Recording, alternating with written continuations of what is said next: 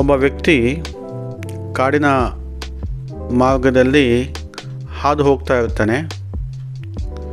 ಅಲ್ಲೇ ಒಂದು ಪಕ್ಕದಲ್ಲಿ ಒಂದು ದೊಡ್ಡ ಮರ ಇರುತ್ತೆ. ಆ ಮರದ ಮೇಲೆ ಒಂದು ನವಿಲು ಕೂತಿರುತ್ತೆ. ಆ ನವಿಲು ಆ ವ್ಯಕ್ತಿಯನ್ನು ಕೇಳುತ್ತೆ, ನೀನು ಎಲ್ಲ ಹೋಗ್ತಾ ಇದೀಯಾ ಅಂತ ಕೇಳುತ್ತೆ. ಅದಕ್ಕೆ ಆ ವ್ಯಕ್ತಿ ಹೇಳ್ತಾನೆ, ನಾನು ಪೇಟೆಗೆ ಹೋಗ್ತಾ ಇದ್ದೀನಿ ಅಂತ ಹೇಳ್ತಾನೆ. ಆ ವ್ಯಕ್ತಿ ತನ್ನ ಬೆನ್ನ ಮೇಲೆ ಒಂದು ಚೀಲವನ್ನು ಇಟ್ಕೊಂಡು ಹೋಗ್ತಾ ಇರ್ತಾನೆ. ಮತ್ತು ನವಿಲು ಕೇಳುತ್ತೆ, ಆ ಚೀಲದಲ್ಲಿ ಏನಿದೆ, ನೀನು ಏನಕ್ಕೆ ಪೇಟೆಗೆ ಹೋಗ್ತಾ ಇದೀಯಾ ಅಂತ ಕೇಳುತ್ತೆ. ಅದಕ್ಕೆ ಆ ವ್ಯಕ್ತಿ ಹೇಳ್ತಾನೆ, ಈ ಚೀಲದಲ್ಲಿ ಕೆಲವೊಂದು ಕಾಳುಗಳಿದೆ, ದವಸ ಧಾನ್ಯಗಳಿದೆ. ಇದನ್ನು ನಾನು ಪೇಟೆಗೆ ಹೋಗ್ಬಿಟ್ಟು ಮಾರಾಟ ಮಾಡಿ ಬಂದಂತಹ ದುಡ್ಡಿನಲ್ಲಿ ನವಿಲು ಗವಿಗಳನ್ನು ಕೊಂಡ್ಕೋಬೇಕು, ಅದಕ್ಕೆ ಹೋಗ್ತಾ ಇದ್ದೀನಿ ಅಂತ ವ್ಯಕ್ತಿ ಹೇಳ್ತಾನೆ. ನವಿಲಿಗೆ ಸ್ವಲ್ಪ ಆಶ್ಚರ್ಯ ಆಗುತ್ತೆ. ನಿನಗೆ ಯಾಕೆ ನವಿಲು ಗವಿಗಳು ಅಂತ ಕೇಳುತ್ತೆ.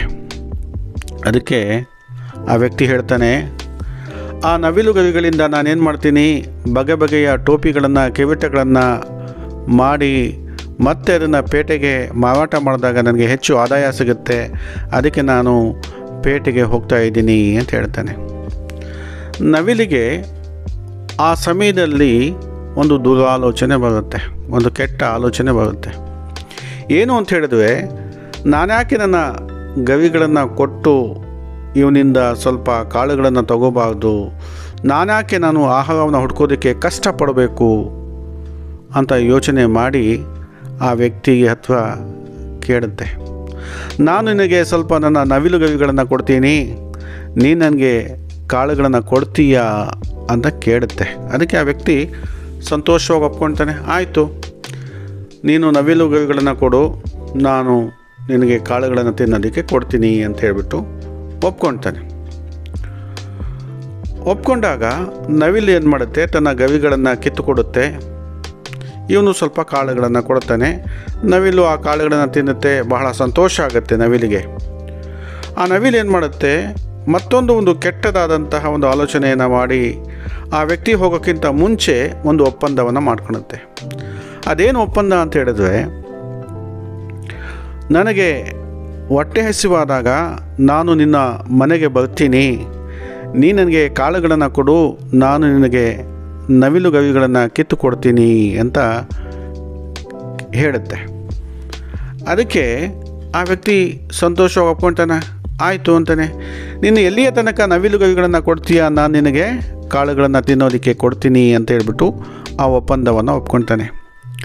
ಆವತ್ತಿನಿಂದ ನವಿಲು ಏನು ಮಾಡುತ್ತೆ, ಆಹಾರವನ್ನು ಹುಡುಕಿ ತಿನ್ನುವಂತಹ ಕೆಲಸವನ್ನು ಬಿಟ್ಟುಬಿಡುತ್ತೆ.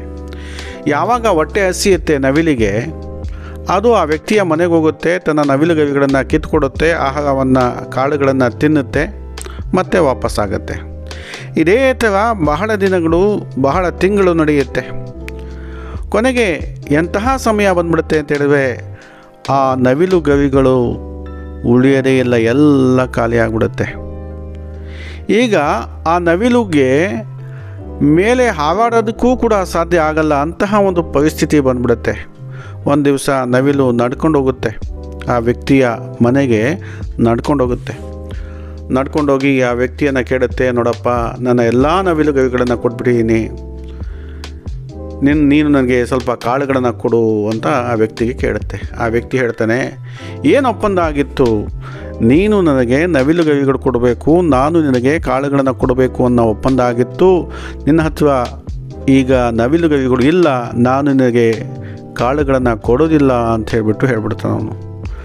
ಆಗ ನವಿಲಿಗೆ ತುಂಬಾ ನೋವಾಗುತ್ತೆ.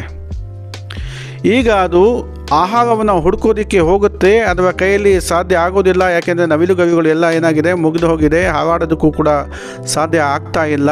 ಅಂತಹ ಒಂದು ಸ್ಥಿತಿ ಆ ನವಿಲಿಗೆ ಬಂದ್ಬಿಡುತ್ತೆ. ನವಿಲು ಯೋಚನೆ ಮಾಡುತ್ತೆ, ಎಂತಹ ಒಂದು ತಪ್ಪು ಮಾಡಿದೆ ನಾನು, ನಾನು ನವಿಲುಗರಿಗಳಿದ್ದಾಗ ಕಷ್ಟಪಟ್ಟು ಆಹಾರವನ್ನು ಹುಡುಕ್ತಾ ಇದ್ದೆ, ಹಾರಾಡ್ತಾ ಇದ್ದೆ, ತಿಂತಾ ಇದ್ದೆ, ಸಂತೋಷವಾಗಿದ್ದೆ. ನನ್ನ ಒಂದು ತಪ್ಪು ಆಲೋಚನೆಯಿಂದ, ಕೆಟ್ಟ ಆಲೋಚನೆಯಿಂದ ನನ್ನ ಎಲ್ಲ ನವಿಲುಗರಿಗಳನ್ನು ನಾನು ಕಳ್ಕೊಂಡ್ಬಿಟ್ಟೆ. ನಾನು ಹಾರಾಡೋದಕ್ಕೂ ಕೂಡ ಸಾಧ್ಯ ಆಗ್ತಾ ಇಲ್ಲ, ಆಹಾರವನ್ನು ಹುಡ್ಕೋದಕ್ಕೂ ಸಾಧ್ಯ ಆಗ್ತಾ ಇಲ್ಲ. ಏನು ಮಾಡಬೇಕು ಅಂತಕ್ಕಂಥ ಒಂದು ಸ್ಥಿತಿಗೆ ನಾನು ಬಂದ್ಬಿಟ್ಟಿದ್ದೀನಲ್ಲ ಅಂತ ಯೋಚನೆ ಮಾಡುತ್ತೆ. ಆದರೆ ಸಮಯ ಮುಗ್ದೋಗಿರುತ್ತೆ. ಯಾಕೆ ಅಂತ ಹೇಳಿದ್ರೆ ನವಿಲಿಗೆ ಆಹಾರವನ್ನು ಹುಡುಕಿ ತಿನ್ನುವಷ್ಟು ಕೂಡ ಶಕ್ತಿ ಇರಲ್ಲ, ಅದು ಹೊಟ್ಟೆ ಹಸಿವಿನಿಂದ ಸತ್ತೋಗುತ್ತೆ. ಈ ಕಥೆಯಿಂದ ನಮಗೇನು ಗೊತ್ತಾಗುತ್ತೆ ಅಂದರೆ, ಒಂದು ಕೆಟ್ಟ ಆಲೋಚನೆ ನಮ್ಮನ್ನು ಎಂತಹ ಒಂದು ಕಷ್ಟದ ಸಮಯಕ್ಕೆ ನೂಕುತ್ತೆ ಅಂತಕ್ಕಂಥದ್ದು ಈ ಒಂದು ಕಥೆಯಿಂದ ಗೊತ್ತಾಗುತ್ತೆ. ಬಹಳಷ್ಟು ವಿದ್ಯಾರ್ಥಿಗಳು ತಪ್ಪು ದಾರಿಯನ್ನು ಹಿಡಿತಾರೆ, ಕೆಟ್ಟ ಆಲೋಚನೆಗಳನ್ನು ಮಾಡ್ತಾರೆ.